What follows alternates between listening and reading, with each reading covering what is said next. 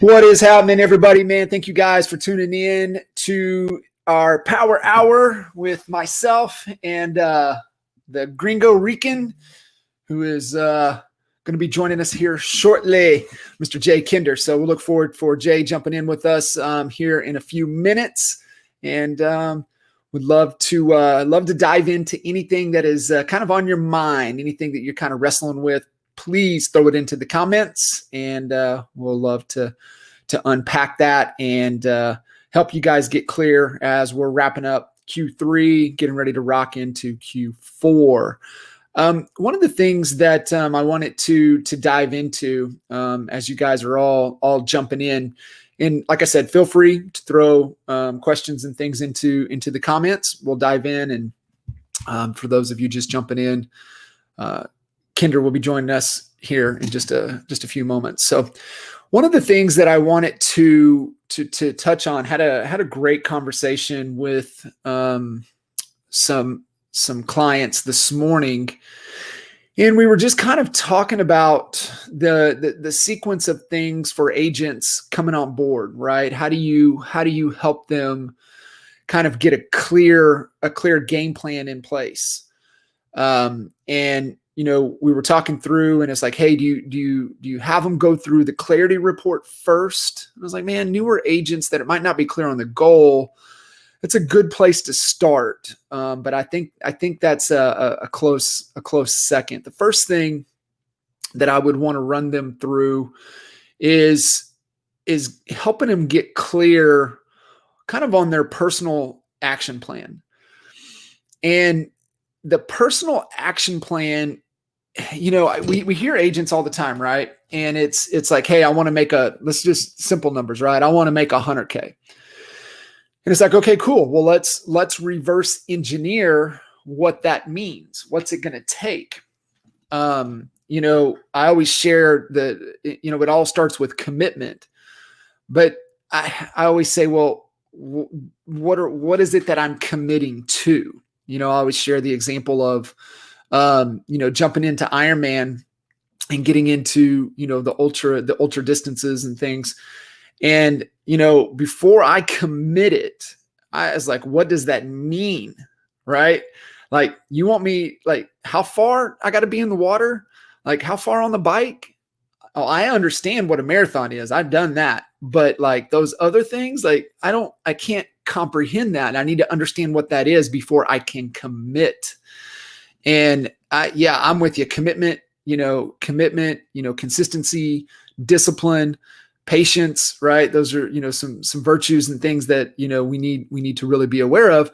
But what I always tell people is like, understand what you're committing to before you say you commit, because if you don't know, then it might not be what you want it to be, right? It might be like, I don't like this. This is, we got to find a better way. All right, let's find a better way to help you achieve the outcome and the goal that you're after. So I think the personal action plan for somebody brand new kind of getting into the business is to go through that, right? 100,000, where is your business going to come from? Starting out, majorities, we're going to be buyers. We're going to work with listings. What is your average sales price? What is your average commission? Are you on a split? What's that all break down to? What is my average closed transaction dollar amount, like that I am going to put in the bank? And so divide that by how many into 1,000. And you look at it, you're like, okay, it's 25 deals. Let's just simple numbers, 25 deals. Well, what is it going to take to close 25 deals? What do I need to do on a quarterly? What do I need to do on a weekly? What do I need, a monthly, weekly, daily basis? And can I commit to that, right? What is the time allocation based upon all the other equities I have? Am I willing to commit to that? And I think that is the process. I know for me, that was the process with that was the process of determining, am I going to commit to that, right? Am I willing to commit the time to put in the activities, to take the action, to put in the work that I need to be in a position. So one, I don't die, and two, I cross the finish line.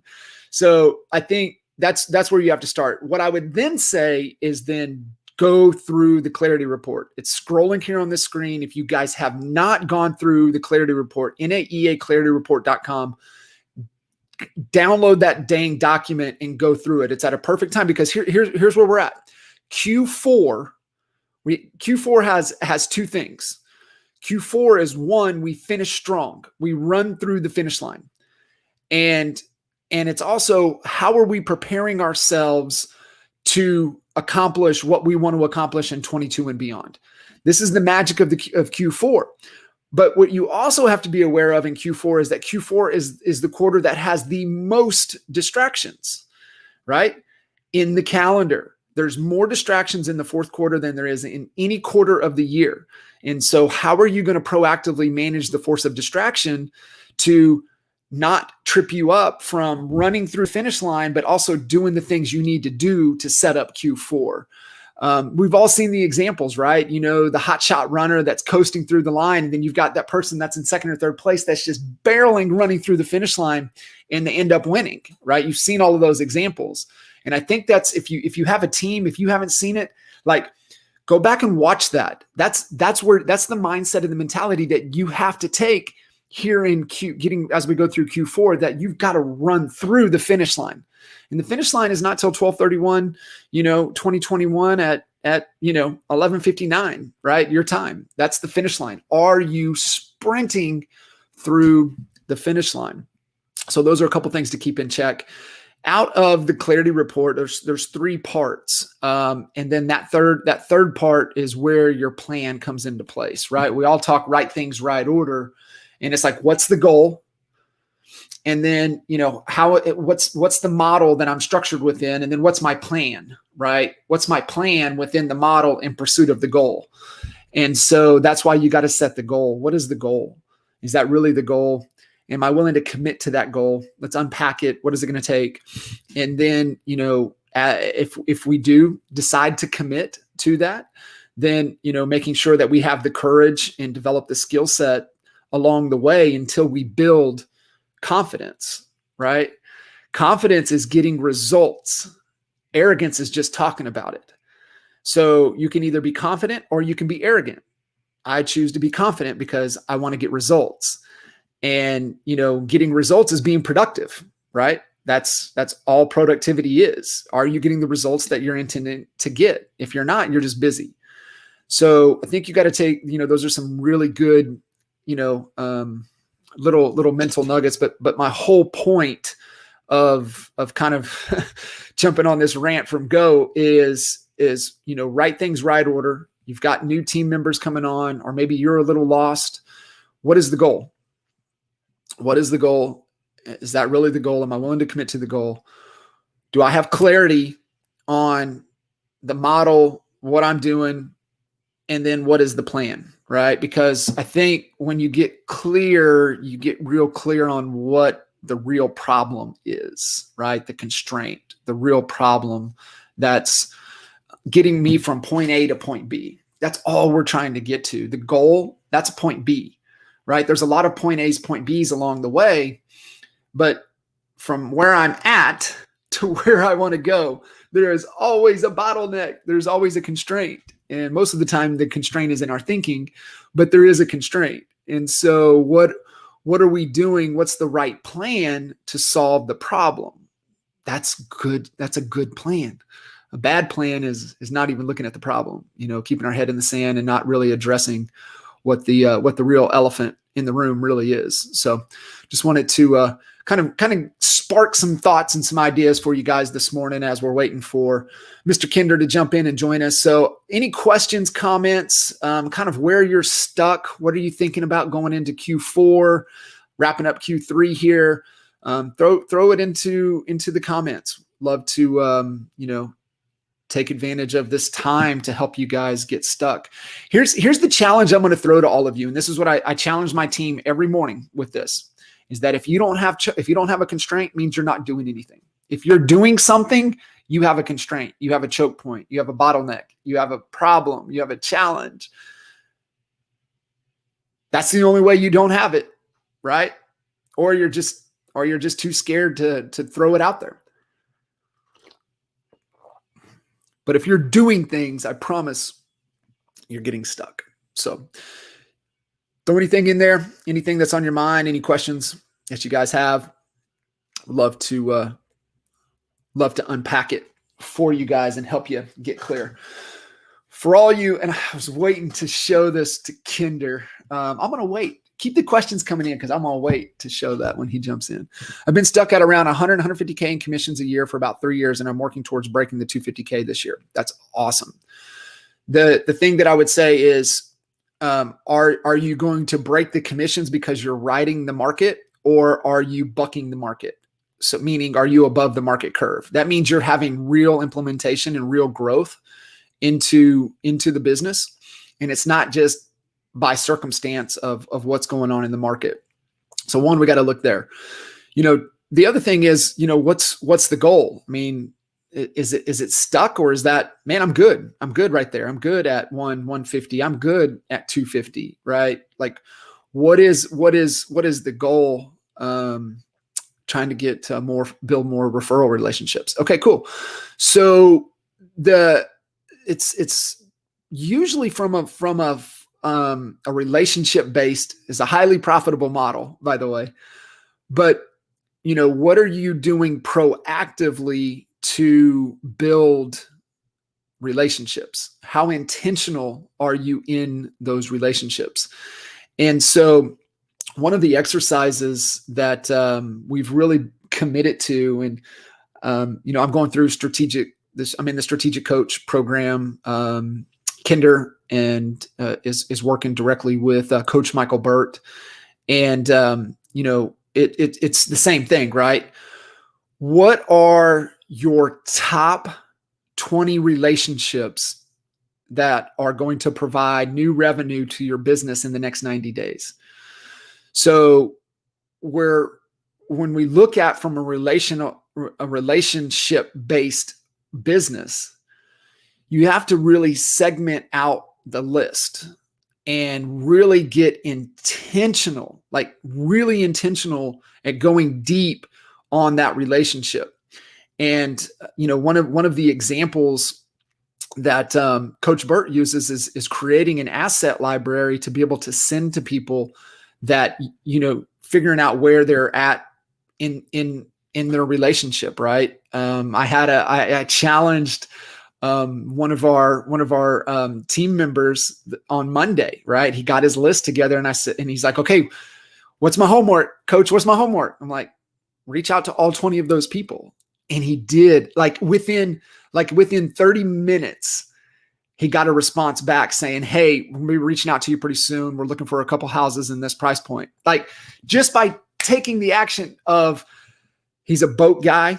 His buddy was a boat guy. And so he just hit him up. He said, what's up, man? What's up with that big boat, or whatever, however he put it. And he got the response right back. And then they just started engaging in an engagement, in a conversation. So I love the relationship business. Just know that it's an ebb and flow, right? It's an ebb and flow. It has its peaks and valleys. You've got to stay as consistent in your engagement to it as possible. But what else are you doing, right? Really, for us, really being careful to not build your business. It's the Power Parthenon theory, right? J. Abraham 101. You don't want to build your business on one pillar. That's a diving board mentality. And what happens if that pillar dries up? What happens to your business? And we've always, can we get, 5 good revenues, 6, 7 other sources and revenue streams? That way, if one slows up, we're still okay. And, looking at making sure that, you're not really dependent upon one source if you're looking to grow. Now, if you're content, you're good, your database is going to perform X year over year. And you're like, John, I get it, man. Lifestyle is more important to me. I know I'm going to hit 250. And I'm cool with that. I'm like, cool. God bless you, man. Love you. You got to figure it out. You sound happy. And so, but if you're one that's like, I'm getting after it, like we got to grow. I want to get to this point, and you know why you want to do it, then you've got to diversify out as much as you can. So worst enemy. I used to be good about getting on the phone and talking to people, but I go between me doing what is necessary. Tim, man, right on. What I would do is I would reach out. I would get connected with Wally Bressler. He has a little 4 or 5 day challenge that you can run through. And I had him on Expert Mentors. He's been on Power Hour here with us. He's longtime coach, friend, mentor to us. He coached our real estate team in Lawton, Oklahoma. He coached Michael Reese's team in Dallas. He was Jay and Michael's very first coach at Kinder Reese. And he's got Phone Sales Secrets. I think that's what it is, phonesalessecrets.com. And he takes you through the course of how to break through that barrier from phone reluctance, just that reluctance in general. It's a really good program. So Tim, I would reach out there, right? You got to start with you. And that's where you really want to get to. There you go, Tim. So cool. Hopefully I saw the question. How do you recommend? Reach out to Wally Bressler, Bressler. I think it's phonesalessecrets.com, and go through that challenge, right? There's like 4 or 5 video day challenge. What are some of your ideas for other rev streams for realtors, other rev shares, stock, and sales? Yeah, you look at, from a real estate perspective, you've got, your commission on the listing side. You've got your commission on the buy side. You've got what we call company generated business. You've got agent generated business. I mean, your sphere or company gen would be lead sources that you're investing in, you're paying for. You also have other agents revenue as another rev stream. And you have that. You've got, hold on just a second. I'm going to get us put together here. Boom. What's happening? What's up, man? Sorry about that. No worries.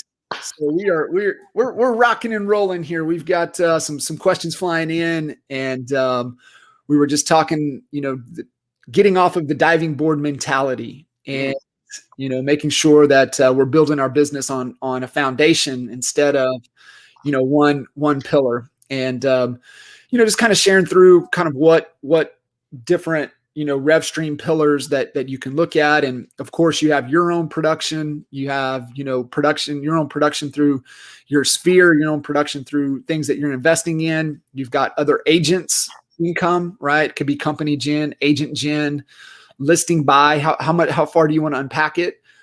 Definitely transaction fees. I mean, it's a big one. I mean, just having a conversation. I mean, think about it. If you're in a 400 price point market, it doesn't matter, whatever market you're in, and say your average transaction fee is $495 and you do 100 deals, say you get it 80% of the time. I mean, that's a 40 G. Yeah. You know what I mean? That pays for that key hire that you need to manage that. Yeah. And so, having that, vendor relations are is another rev stream. So being able to tap into, really all the ways to be able to tap in, to have that revenue into the business is key. Tim, somebody posted in there, phonesalessecrets.com. So it's, just that phone reluctancy and mental barrier. Wally's got a great little, 4 or 5 day challenge that really gives some really good, useful information to help people overcome that obstacle. Right. Jen, 400 a deal to your TC. Yeah. Being able to leverage that, keeps that off of your plate is key. Allows you to stay, doing what you need to be doing, right? Really what moves the needle. And most really good salespeople are probably not the best with the paperwork. Definitely shouldn't be doing the paperwork. That's for sure. Amen. Plus it's a variable expense, right? So you're not stuck with that fixed. because we've had some good conversations, even agency CEO, kind of, the order of that. I know, as soon as you can to bring it in-house, because they could do so much more than just the variable expense. Yeah.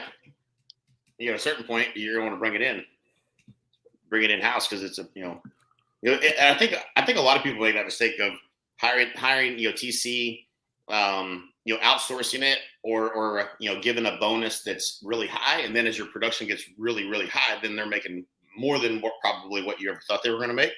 So you got to have to kind of think through what you want your comp plan to be, and don't overpay. But certainly at $400 a transaction, you can bring that in house. But then if you're doing 5 or 6 or 7 deals, start thinking about bringing it in house, because a full-time person you can give a lot more workload than what you're given just a TC. Yeah. So that becomes an advantage to your labor dollar. Yeah. Yeah. I think it's just a math equation, right? When you look at, when you're doing X number of deals per month, can you bring it in-house cheaper? Right. Yeah. Yeah, for sure. Sometimes though, it's the challenge, right? Sometimes you find that virtual TC and that they ain't interested in coming in-house. So then you make that decision. Do you let go of that person and bring somebody in? Just it's interesting at that point. Hey, so TC, outsourcing wasn't much of a thing, but having it in-house and having someone that owns it in-house, that's all they own. They don't own anybody else's deals, just yours. You get a lot more value and a lot more off your plate. You can delegate a lot more of those to a position like that. Yeah. Yeah. And being able to help for sure. And I know a couple of the TCs, like Cindy's TCs, they write the contracts. So it's just send the information and they write it. Right. So just think about in the market where you're constantly writing offers. If you have that off of your plate, how much of a pretty cool, man. So Tim's talking about, things are going well, but his average price point has dropped. What what are your thoughts around that? I'd be curious, Tim, why has it dropped? Because has the market dropped, or has just who you're working with dropped? Yeah. Well, I think a lot of times, if you go where you're referred to, right? So, and this is like, and I didn't recognize how big of a problem this was until we moved to Dallas, but, our market was our market. The average, so there was neighborhoods, if you're going to spend money marketing to, that were at higher average sale price, like Con Valley, stuff like that. Yeah. But if your business is mainly by referral, then you don't really have control over where the referral is coming from. They could be in this city or that city or halfway across the country, for that matter, or at least halfway across the metroplex. And so I remember we interviewed a guy to join the team one time, and he sold 32 homes a year before, and 31 of them were in different cities. I was like, holy shit, I can't imagine that. Not in Dallas, hell no. But that's what it was. So like, well, you can't be an expert in 31 cities, right? Like, you probably, you're lucky I couldn't even name 30 cities. So if your business is mainly repeat and referral, then you don't really have control over price point. The way to get it around that, and the way to move in a direction that's going to change that. When both Mike and I had hired a statistician to look at our marketplace to tell us where to focus. And, the guy told me, he was like, you remember this, Leon Daycona? I do, man. He said, well, he's like, how far is Oklahoma City? I was like, that's a long way. And he said, well, you should move there. And, I remember that. He said, Mike, he said, have you heard of Frisco, Texas? And he's like, yeah. He's like, I live just, I drive through Frisco on my way to the office in the Colony, and the Colony's average sale price was $135, and Frisco was $300,000. So where do you think he told Mike to focus his marketing dollars? Well, Frisco, and he did. And he moved from one office to the other. There was one in Frisco, and more than doubled his average sale price literally overnight. And so, if you're intentional about it, focus your marketing dollars into areas that have a higher average sale price. Whether it's, if you're just working buyers and new construction, marketing angles are going to bring in buyers that are paying for new construction, which is generally going to be higher than the average in the market. So there's a lot of ways to do it. It's really going to be and you want to be the ultimate strategy is you want to be the Incredible Hulk and jump up and down and in a puddle, right? So find that market area where you want to be the most known. That way, when you get listings, listings have babies, and you have other people. Hey, I saw you saw this house. You start to become the go-to agent in that marketplace. That can be it's very strategic in terms of increasing the average sell price. So definitely, I love it. And he mentioned, he's getting drugged down because he's working with a lot of investors, which we know that'll pull that average sales price down too. The other thing too, man, to think about, and I always share, your journey with investors, right? You're helping them and then partnering and then, becoming, through the progression over time, you can, if you're getting a little piece of the deal instead of just finding it right in the contracts, could be a way to increase the average dollar per transaction at least. Yeah. So yeah, it's a double-edged sword, and it's not a bad thing, right? Like if you're doing multiple transactions from one client, if one client's your value per client is much higher. So maybe the metric that you should be concerned about, or at least consider is not just the average sell price or the average commission, but what is the dollar value per client that you have. And so, if somebody could send you 10 deals a year, we would all say yes to that, right? Yeah. Unless they're dragging more than their fair share of your time, then now it's costing you money, right? So that's if you're working with this investor that's much lower average, but what we learned with our investor was like, hell, he let us write all the contracts. I mean, he didn't, he leaned on us 100%. Whatever we told him to do is what he did, and that was the kind of investors that was good to work with, because we could sell them as many houses at this value, with if the numbers match this, I'll buy as many as you can find. Well, now it's worth my time to go find those deals for them. So you kind of have to weigh a little bit of that in there. I wouldn't worry too much about average sell price if you've got, if you take that out of the equation, or like we used to use the cube, right? Like, your investor business is one side of a sliver of the business, and there's your cost you have associated, and your time you have associated with that side of the business. And then, short sales would be another side of the cube. REO would have been a side of the cube. And so, retail and repeat referral, like all of those are, different, again, pillars of the business. It's probably, as John, you were talking about before I got on here, but you have all these different pillars of business. Now, if something happens to your investor business, it's not a big deal. You've got these other pillars of business that you have. And so kind of think about it in terms of pillars. If you always have an investor, man, you always have somebody that'll buy something, and I think every real estate agent should have one good solid investor that is a real buyer that can buy and that's willing to buy if you can find them deals. Yeah. I like getting, and we got to the point there, before we transitioned everything over to Stace and Reedy, that we had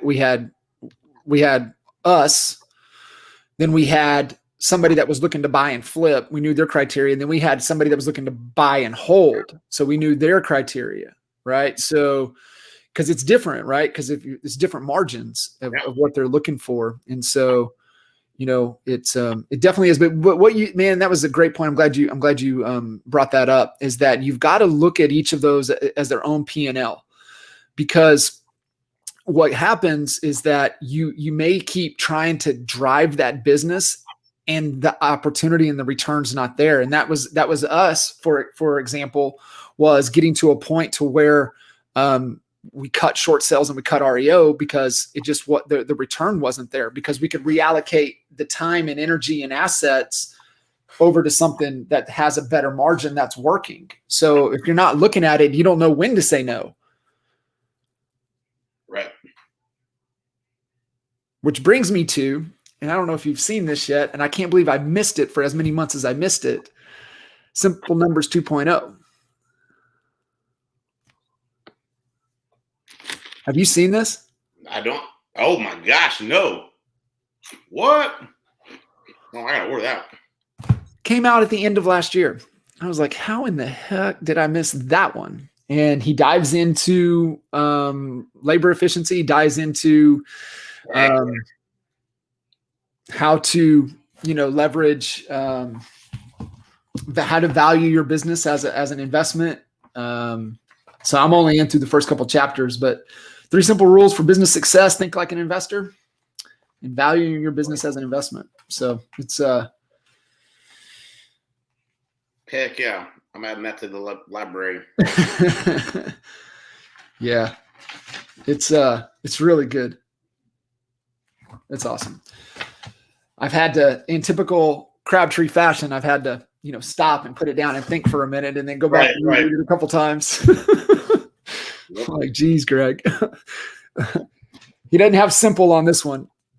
Simple numbers 2.0, but it doesn't say simple rules for smart scaling. Right. There's rules. Oh, man. What have you been listening to? What have you been consuming? Dude, I'm on Passionate Marriage right now. That's what I'm listening to. Who's that from? It was referred to me by a friend. Jay and Ashley Nelson referred it to me. Oh, nice. And, it's actually, I'm not ready to give a book review yet, but it might have unlocked me a little bit in some of the things that drive me crazy. And yeah, I'm getting a lot out of it actually. Awesome. Anytime you're trying to grow in any particular area, there's something to learn, right? Yeah.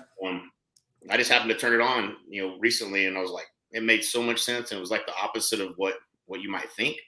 But anyways, yeah, it's interesting. But I'm gonna finish it and see where we land with it. But gotcha. Yeah, I got into I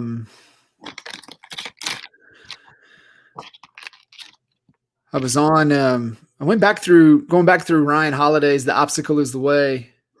That's just always a good one to revisit. And which one? Holiday's The Obstacle is the Way. Oh yeah. He's got another one. He's got his new one's about to come out. And it's, I forget what it is, but I got on that pre-order list. So I got that. And then, man, I listened into Rogan podcast this morning and yesterday. He has, she's an, she works with people with addiction, and she's just breaking down the dopamine effect and how the science behind it, how it triggers, and she calls them little gremlins that latch on and they weigh on one side. And then, it's pretty freaking fascinating, honestly. Joe was challenging the shit out of her. He's like, explain that.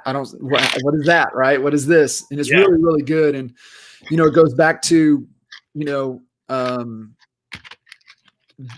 doing hard things, right? Really breaks it. One of the prescriptions that she always encourages people that are dealing with that is a lot of exercise and being able to push them through it. It's pretty good. It's pretty deep, but I love how Joe just challenged he challenges everybody. Yep. So it's good, man. Oh man. So we were just chatting in the beginning, just throwing everybody, to be thinking about Q4.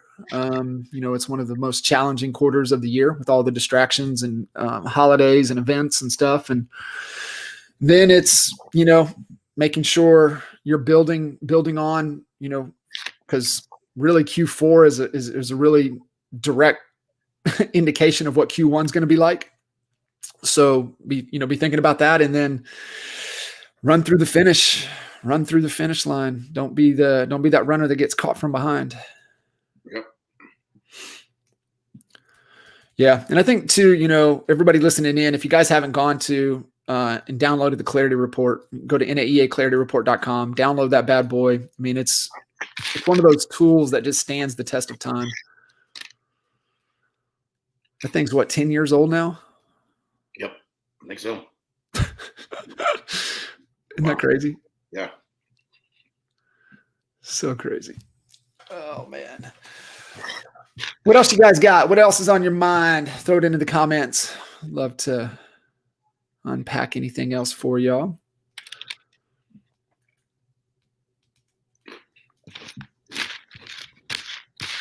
Yeah, and you can go to that. Whoever threw that in, you can also, it's scrolling, NAEAClarityReport.com.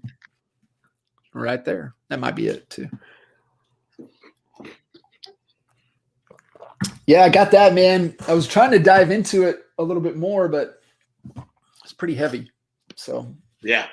You have to. I mean, you almost have to take a business model and try to throw it into it. Yeah, for sure.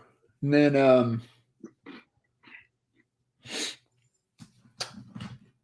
Dan Sullivan's new book's about to come out, The Gap in the Gain. And so it's just his concept to where people, you have the idea, then you have, kind of the destination, but then you have, is the goal and the science behind where people get tripped up because they measure how far they're not from the goal instead of going back and measuring how far they've come. And, the story that I always tell is Clay's example. Remember, Clay would say, he would lead his son in the troop, scout troop or whatever on a climb. And he said that the Herbie would always show up, right? And the kid would become paralyzed and he would be crying.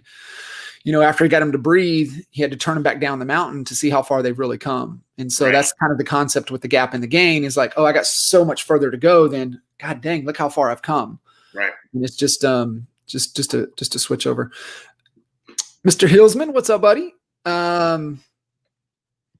Coach Burt, EXPCon. Is that the plan still? Yes, that is the plan. In fact, we're finalizing that pretty darn quick. Okay, cool. It is penciled in for the 8th, the day before EXPCon. Gotcha. You got any more details on EXPCon? Only that it's on and it's in person. 9th through the 11th. Registration is expcon.exprealty.com. And then Andre's asking, One Big Fire Live right now is still a recorded, right? On demand? Yep.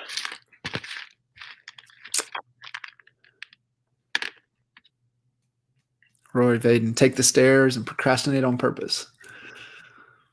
I hadn't dove into either one of those.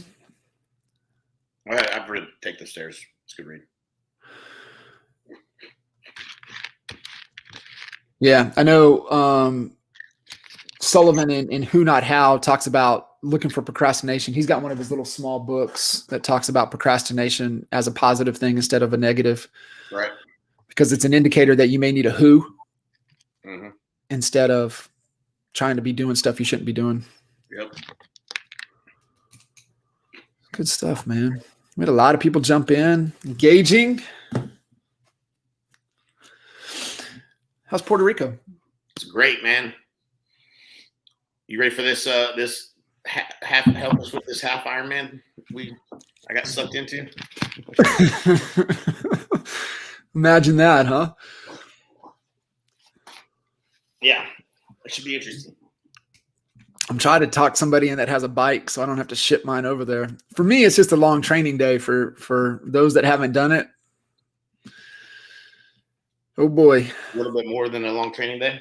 Yeah, a little bit more than a long training day. It was kind of cool though. Gerbic's done quite a few of them and he'll be a great resource there on the island. Mm-hmm. If you were to give one gem of advice to an agent to gain 1 to 3 extra deals before the end of the year, what would you say? 1 to 3 extra deals.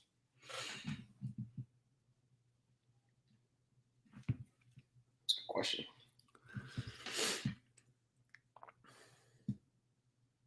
One to 3 extra deals. I would say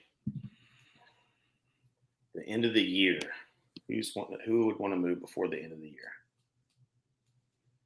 Man, I might go with motivated home seller leads or something along the lines of a funnel that was a cash offer, just because I think that they're more motivated. And I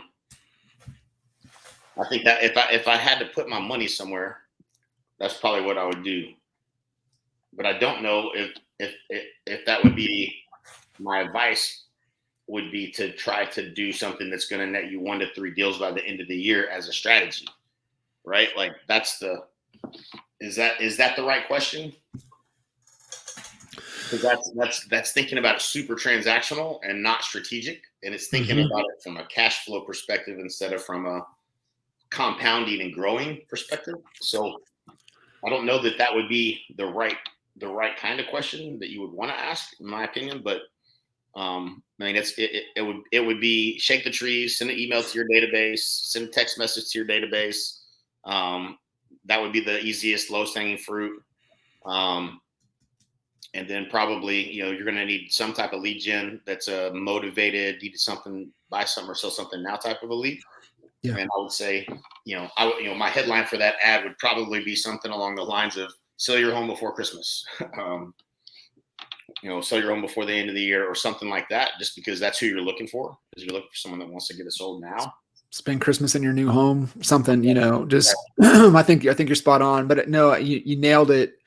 What's the goal? Is it 10, 15, 20,000 extra in cash, or is it 3 units because you're chasing something? Like, units can,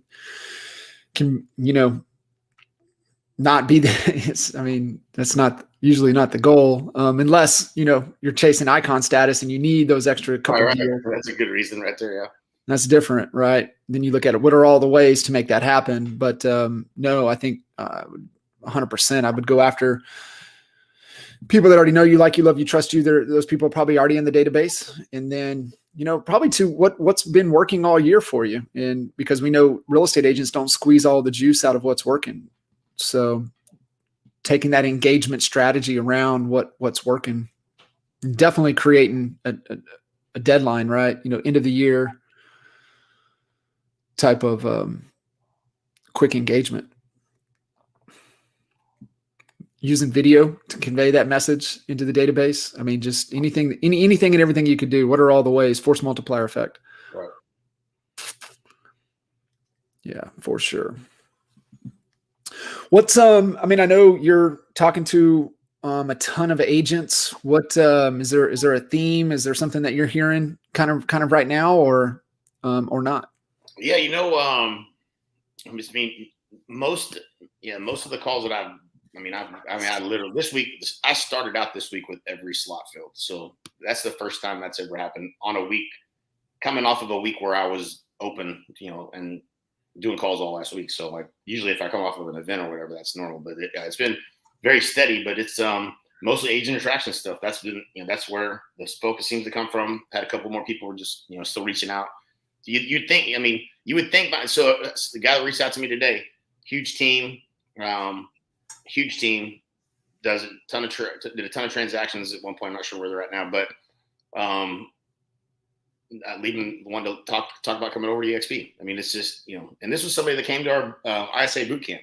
So somebody we should have reached out to at some point, and we haven't. But I had 2 people that I would say, 2 in the last couple of days that are, their circumstances somewhat changed, and now they're ready to come over to EXP. Like they already know that they should have done it, they just didn't. And whatever the circumstances were that were good changed, and now they need this model. Makes a lot more sense now. You know what I'm saying? Like it's interesting, but like I feel like sometimes people get they get amnesia. Like when things are, you got something else going or whatever, maybe it's a side hustle and everything's good until it's not. Everything's good until your top agent leaves. Everything's good until something you're doing stops working. And or the market shifts in the opposite direction of what was going really well for you. And it's just more evidence every day that that this business model is just superior. Really, no matter what it is you're trying to do. Like that's yeah. So yeah, but that's been the most of my calls have been around that or agent attraction. And we are working on something. We haven't even announced this at all, but we are 2 months away from rolling out the baddest ass tool that's going to solve for the biggest challenge in agent attraction at a high level. And I don't know, I can't really get into it yet because there's some pieces of it I don't know how it's going to work yet. But it's going to be it's going to be more affordable than anything. Let's say less than a $20 bill to get it going, and it's going to be a huge push, man. And I'm freaking really excited about it. That's cool. Yeah, that's real cool. We tripped into the honey hole of how to solve a problem for agent attraction, and so yeah, I'm excited about that because you get on calls all day long and it's the same. I say the same. I'm a broken record. I say the same thing to every single person all day long. I'm like, that's a problem we got to solve because there's too many people that have the problem. So, and it's knowing what to say and what to send, and it's that simple. And I think we may have unlocked a little strategy here that's going to help everybody. So that's awesome. Yeah. That's awesome. Do you get the office objection anymore? Rarely. I had an agent that gave me that objection for the first time in over a year. And it wasn't an objection. It was just a question about, hey, where is the Regis at? I might want to use it. It was more of that question, but I was like, I haven't got that question in a while. Of course, I mean, after we all learned how to work from home, there's nobody that didn't figure that out. So that's right. When I had Justin Nelson on Expert Mentors, he's like, I don't want to hear the excuse. Every one of you had a virtual assistant for 9 to 10 months, right? Because you couldn't work together. So you had to figure out how, even if you had an assistant, you had to figure out how to work with a virtual assistant, essentially. He's like, I don't want to hear that excuse because all of y'all figured that out. And so it's the same way, right? It's like, that's an excuse. All of you figured that out. You want to help best systems and tools to generate consistent seller leads? Oops, man. Oh man, that's a loaded question. So, when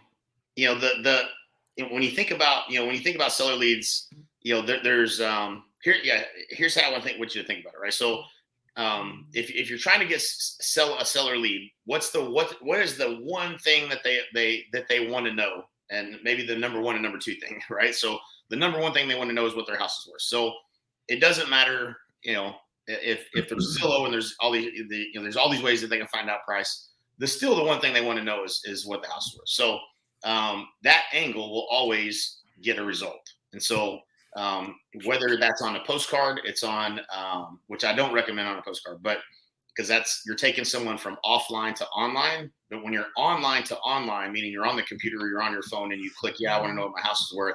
That's and then you only ask for address first, right? This has evolved over a long time, and a lot of things that we've learned in the process.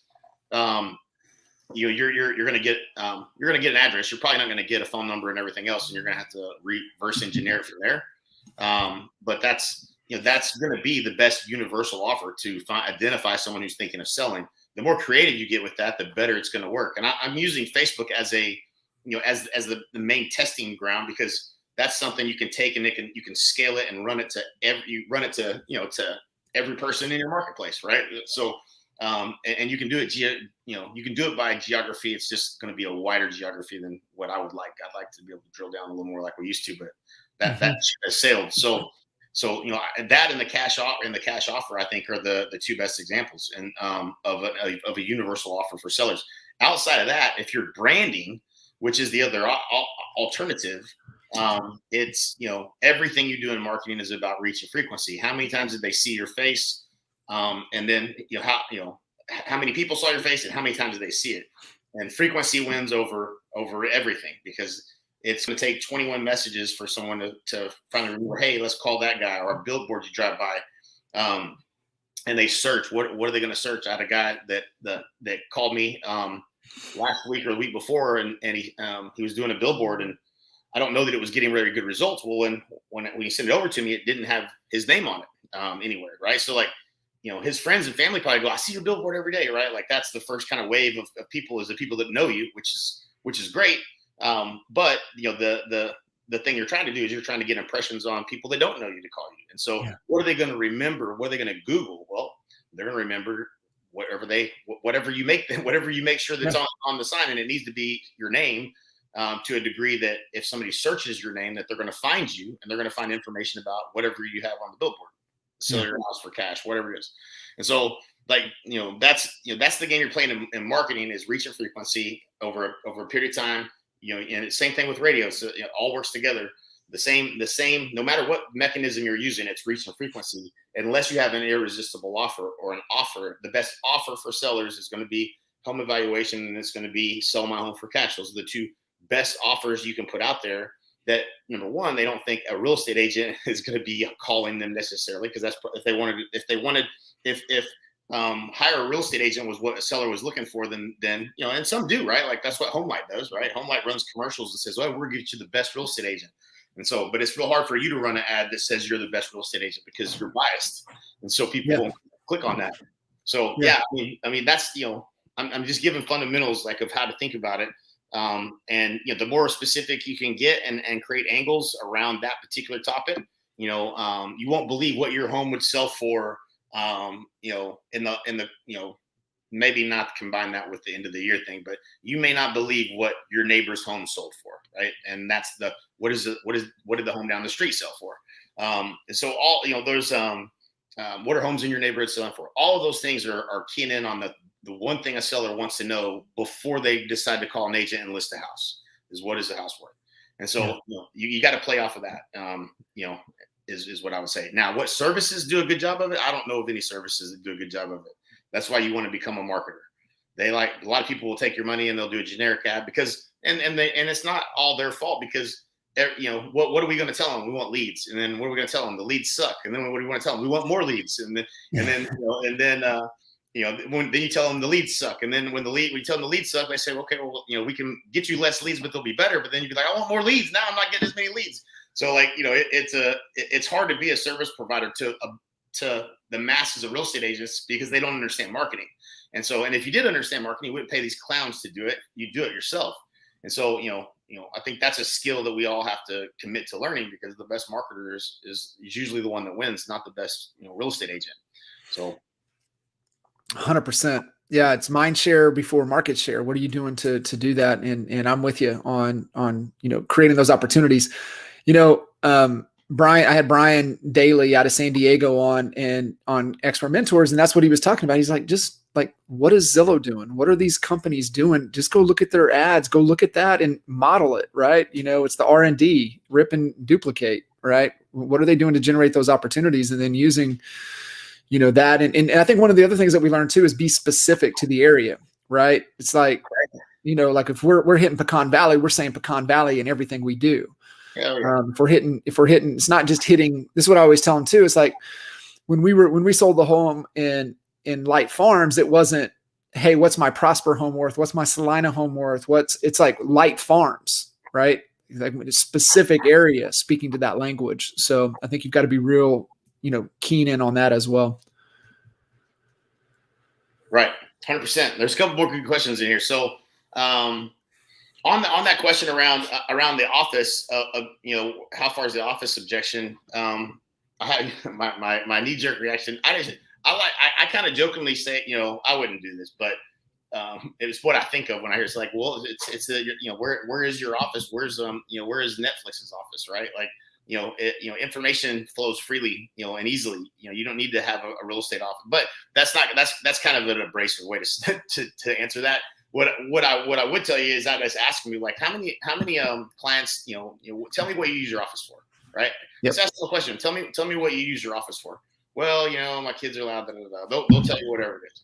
But what they're not going to tell you is that the deals that they do are the clients are all meeting them at the office. That's just not how most of us do business. And so, and certainly not as much anymore. And so, I think when you ask that question, say, well, are your sellers meeting you at the office? They'll say no. Are your buyers meeting you at the office? They'll probably say no.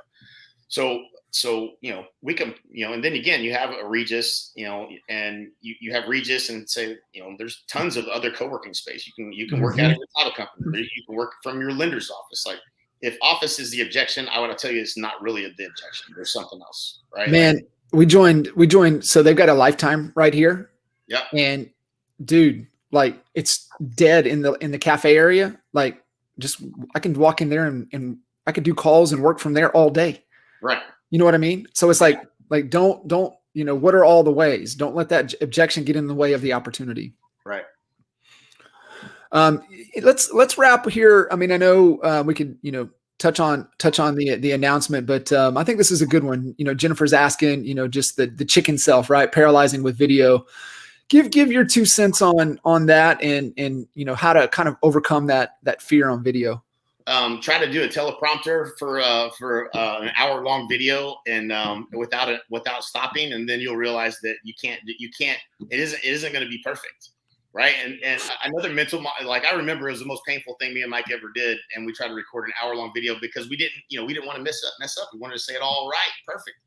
That's just not how it works, right? Like, I think the biggest aha, I can't remember, John, you might have been there, or you might have been even the one that told me, but like you're you look like you on video, you look like you do in person. Okay. You Yeah. don't look different. So you look like you look right now when you're talking to somebody. So what's the difference, right? Like it's the same. If you treat people like you're just talking to one person, you know, and you don't freak out. If you don't know what to say, you know what I'm saying? Like, don't freak out about it. Like, just look for your information. Like, oh, and this other point I was going to say, like, whatever it is the video is, you can see that, like, this is very conversational, right? Like, there's not a script. There's not, if I was sitting in the room with you right now and we were having this conversation, it would look the exact same, right? Like, that's just how you have to treat it. And don't try to rehearse and make something perfect, because that puts a ton of pressure on you. And so, yeah, if you have points, you want to have bullet points or whatever you want to cover, you can have that. You can have it on, now you can have that stuff embedded on the screen while you're doing your video. Like, there's so many ways to get past it, but just do it, just do it. And it's going to be fine. People, if you look the way you look, right? Good, man. And the reality is, the more you do it, the more free flowing it gets. But I love that advice. Just have a conversation around something that's on your mind, and it comes off so authentic, and it's not rehearsed, it's not staged. And yeah, man, just the more you do it, and if we've learned anything over the last 18 months, just being able to get comfortable with video, getting comfortable with Zoom, right? Being able to do that. And yeah, the more you do it, the more, like, I get people telling me, it's like, dude, I'm like, and I don't think that, right? They're like, dude, you're smooth. It's just good. Right. I'm like, it's just because it's repetition. That's it, man. Just think about it, right? Like when we used to do the calls all the time, how good the calls were and how they just flowed. And then we went everything video. Like, when you're doing 3 or 4 videos every week for the last 5 years, like, it just, I don't even think about it anymore. Yeah. It's just like, let's go. And the other thing is, pick a topic you're comfortable with, right? Like, something that you feel like, that you're either passionate about or that you know how to talk about, right? Like, you know how to talk about what's going on in the marketplace. So talk about those things. Yeah, for sure. Cuz I appreciate it. Like always, man, I look forward to this time every week, and I'm glad we were able to get you in, and thank all of you guys for jumping in and hanging out with us today. And man, just like always, if you need anything, we're here. Feel free to reach out, and we'll catch you next time. See ya. All right. Later.